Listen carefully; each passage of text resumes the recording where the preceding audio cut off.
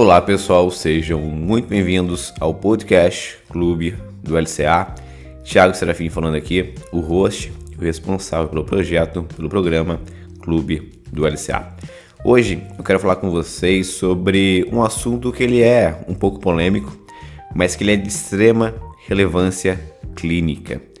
Será que todo mundo que rompe o ligamento cruzado anterior é indicativo cirúrgico? Ou seja, será que todo mundo que rompe o ligamento cruzado anterior precisa ir para uma mesa de cirurgia? Ou será que conseguiria lidar muito bem sem a presença do ligamento? É exatamente sobre isso que eu vou discutir hoje com vocês. Antes de começar esse programa, não deixe de compartilhar, de ativar o sininho se você está pelo YouTube, não deixe de seguir também o nosso canal.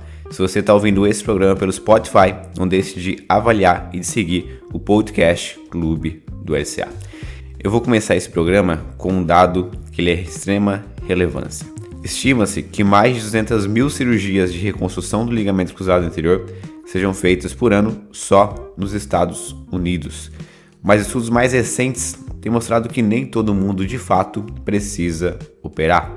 E a decisão ela vai muito além de olhar para o exame de imagem ou da frase clínica rompeu o ligamento, tem que operar.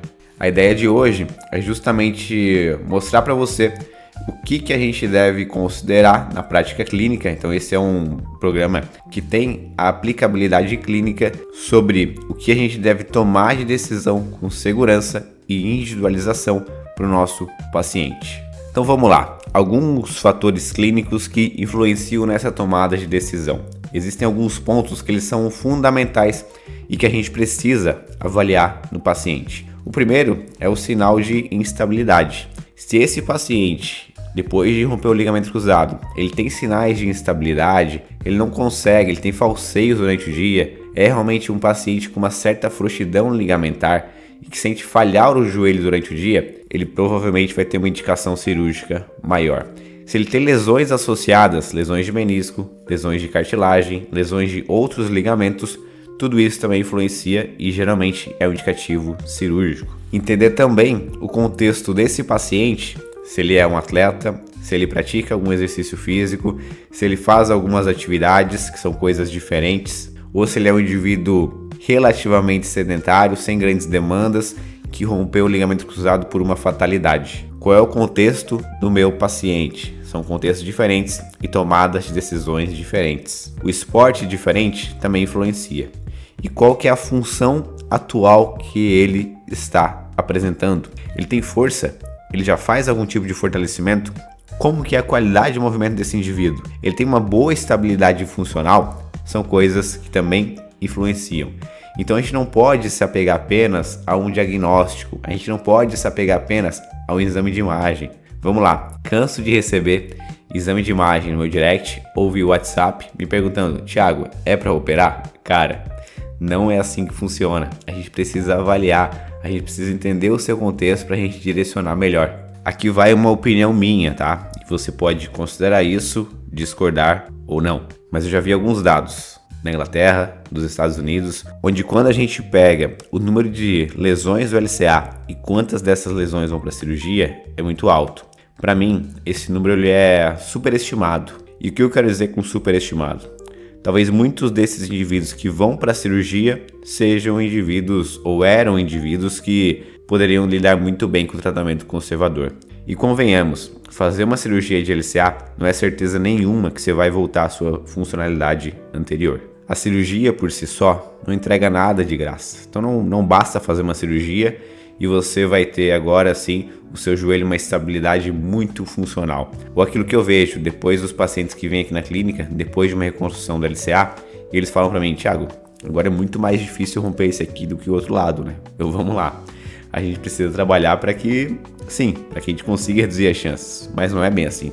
Então ele pensa que agora o enxerto ele está tão forte que é muito mais fácil ele romper o outro lado. E na verdade, quando a gente pega dados, esses números são bem equiparados. Então todos esses fatores que eu trouxe anteriormente para vocês, eles nos ajudam a diferenciar pacientes que podem responder bem ao tratamento conservador ou não.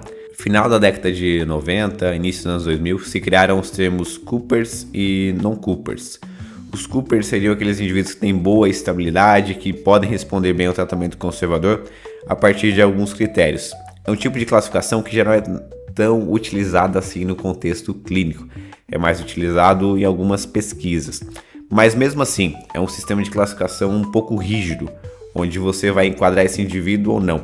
Só que, na verdade, no contexto clínico, às vezes o indivíduo não encaixa tão bem em um lado, não encaixa tão bem em outro. A gente precisa realmente considerar a individualidade desse paciente. Mas esse sistema de classificação serviu para mostrar para a gente, lá naquele período, que existem sim pacientes que podem se beneficiar do tratamento conservador. Mas afinal, Thiago, o que a evidência atual nos fala sobre isso? Vamos lá. A gente tem um número significativo de pessoas que conseguem ter uma boa função e boa qualidade de vida mesmo sem cirurgia. Especialmente quando tem boa força, quando consegue produzir força, boa ativação da musculatura, boa qualidade de movimento, ou seja, um controle motor adequado e uma aderência, obviamente, ao tratamento. Então não adianta eu romper o meu ligamento cruzado, ok, eu sou um indivíduo com pouca atividade, pouca demanda, não vou fazer nada aqui, provavelmente não vou precisar de cirurgia. Não é assim. Além disso, uma abordagem de reabilitar primeiro e decidir depois, fazer uma espécie de pré-habilitação, pré-operatório, é algo que pode ajudar e muito a identificar quem realmente precisa de cirurgia. Por isso que eu falo que muitas vezes um pré-operatório pode virar um tratamento conservador. E já tive esse tipo de case na prática clínica. Eu já falei em algumas lives, acho que em outro podcast também, que eu gosto de citar um caso que eu tratei no ano passado, ano de 2024. Um paciente, 56 para 57 anos, pouca demanda de atividade, não fazia nenhum esporte de alta demanda, fazia lá só musculação, de vez em quando uma corridinha, bicicleta, e a maior demanda dele era brincar com o filho pequeno dele, que tinha algo em torno de 5 a 6 anos. E ele rompeu justamente assim, brincando na praia com o filho. É, isso mesmo. Então ele chegou para mim 2 meses depois da cirurgia, com encaminhamento médico para fazer uma pré-habilitação, um pré-operatório. E aí, ok, comecei a entender mais as demandas funcionais dele, o que ele realmente precisava. Comecei a perceber junto com ele e educá-lo também sobre o tratamento, de que talvez esse tratamento pré-operatório dele fosse um tratamento conservador. E eduquei ele sobre isso. Até porque na cabeça dele ele estava entendendo que se ele fizesse a cirurgia, ok, não ia precisar mais de tratamento nenhum no pós-operatório. Expliquei para ele todo o processo. E aí passaram-se ali algumas sessões, a gente começou a combinar e eu comecei a instigá-lo um pouco mais sobre o tratamento conservador. E falei, olha, você se enquadra muito bem pelo seu estilo de vida em um tratamento conservador, ou seja, um tratamento onde você não vai precisar de cirurgia. E falei para ele, olha, a gente vai passar por essas fases aqui durante o tratamento e eu vou te falar, eu vou precisar exigir de você demandas funcionais que você vai ser exigido lá fora. Então você não tem uma alta demanda, mas eu vou colocar demandas e exercícios de moderada a alta intensidade aqui para a gente de fato perceber se você tem uma instabilidade ou não. E se você, em qualquer momento, durante nossa reabilitação ou mesmo fora daqui, sentir sinais de instabilidade, de falseio, você vai me relatar, porque aí provavelmente você é um caso realmente cirúrgico. E qual foi o resultado? Depois de 3 meses, a gente conseguiu, vamos lá, ele chegou para mim 2 meses depois da lesão. Então ele não tinha amplitude de movimento completo e tinha já uma inibição considerável de quadríceps. A gente conseguiu nesse período evoluir muito bem até fazer atividades de salto, de mudança de direção, sem nenhum sinal de instabilidade. E ele segue até hoje fazendo suas atividades de baixa, moderada intensidade, que era a musculação, a corrida e brincando com o filho. Inclusive ele outro dia veio tratar aqui na clínica e eu achei que ele tinha algum problema relacionado ao joelho novamente, mas ele veio tratar alguma outra coisa. Então é um sinal muito positivo. Perguntei como que ele estava nesse período, ele estava muito bem. E ainda falando de evidências, os estudos com atletas, que são os atletas que realmente geralmente precisam de cirurgia, mostram que a cirurgia precoce nem sempre é o melhor caminho. E a diferença entre operar logo ou depois de um período de reabilitação nem sempre é clinicamente relevante. Na verdade, aqui eu vou falar para vocês. Quando eu falo em atletas profissionais, geralmente a cirurgia ela é um intervalo muito apertado entre a lesão e a cirurgia. É um período aí que ele é de dias e poucas semanas. Eu lembro quando trabalhava no clube que os atletas tinham um procedimento de reconstrução do LCA em média de 7 a estourando 10 dias. Então o que a gente precisava fazer? E aí é importante eu considerar isso para os atletas, mas também para os atletas amadores que fazem isso fora do contexto de um clube. O mais importante para uma cirurgia é você chegar sem edema, sem inchaço, boa ativação de quadríceps e amplitude de movimento completo, principalmente de extensão do joelho. E por isso que quando trabalhava no clube a gente fazia o intensivo naquela semana para que a gente conseguisse ao máximo deixar esse atleta apto para a cirurgia. Quando a gente pensa no atleta amador, no indivíduo que pratica o seu exercício, você não precisa ter pressa para fazer a cirurgia. O melhor período para você fazer uma cirurgia equivale aí a 4 ou 6 semanas depois da sua lesão. Porque você vai conseguir sair do processo inflamatório e você vai conseguir fazer uma pré-habilitação, um pré-operatório mais eficiente. E talvez você precise esticar um pouco mais seu pré-operatório, seja por uma demanda do seu plano, do seu convênio, ou seja porque você não conseguiu atingir esses critérios que eu citei anteriormente. Ausência de edema, boa ativação de quadríceps e amplitude de movimento completo. E se você não conseguiu atingir esse período de 4 a 6 semanas, não tem problema esperar um pouco mais, esperar 8, 12 semanas.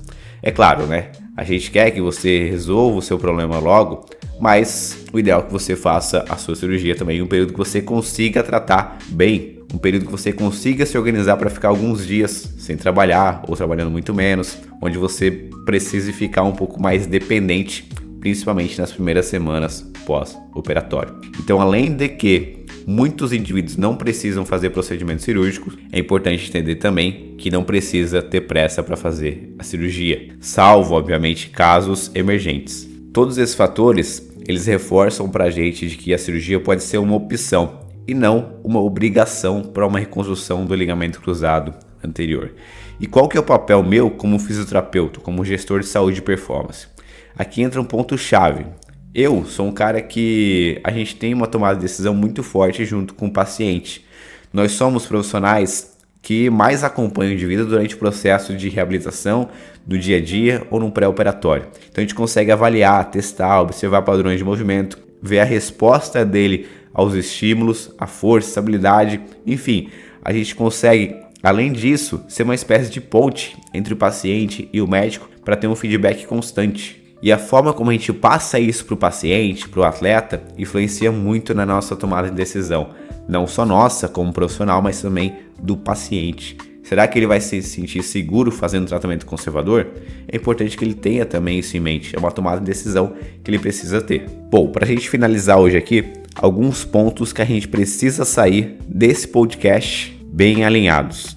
Primeiro, romper o LCA não significa cirurgia obrigatória. Eu, por exemplo, Thiago, hoje com as minhas demandas, faço treinamento de força convencional, com pliometria, enfim. E sou o que chamam aí de um atleta híbrido, né? Que faz treinamento de força associado ao exercício aeróbico. Eu corro e eu faço alguns pedais. Veja que o meu esporte não tem uma demanda alta de giros e de mudança de direção. Eu provavelmente levaria o meu joelho sem fazer uma cirurgia, salvo casos emergentes ou casos com lesões associadas onde eu tivesse sinais de instabilidade. Agora, se fosse há 10 anos atrás, em período que eu jogava futebol, eu provavelmente iria para uma mesa cirúrgica. Outro ponto para a gente alinhar a decisão, ela deve considerar instabilidade, demanda funcional, presença de lesões associadas e resposta ao tratamento. Às vezes eu tenho um paciente com todo o perfil para não fazer a cirurgia, mas que ele não responde bem ao tratamento. E o fisioterapeuta, nós, o gestor de saúde e performance, tem um papel central, um papel fundamental na avaliação, no processo de reabilitação e na educação do paciente. O paciente, o atleta, precisa entender o que está acontecendo com ele e quais são as opções que ele tem. O mais importante é ter clareza. Não existe, tá, gente? Não existe uma receita pronta. Não existe uma receita de bolo. Mas existe ciência, existe bom senso, avaliação, prática clínica para guiar cada escolha. Bom, pessoal, estamos encerrando o nosso episódio de hoje. Espero que você tenha gostado desse conteúdo. Se esse conteúdo faz sentido para você, não deixe de compartilhar, de se inscrever no YouTube, de ativar o sininho. E se você está ouvindo pelo Spotify, não deixe de avaliar e de seguir. Segue lá, pessoal. Eu tenho que ficar pedindo, eu sei, é chato, mas segue lá o podcast Clube do LCA. E para engajar, compartilha também na sua rede social, no seu Instagram, e marca a gente lá para a gente repostar e crescer juntos. Nos vemos no próximo episódio, nos vemos no próximo programa. Tchau, tchau.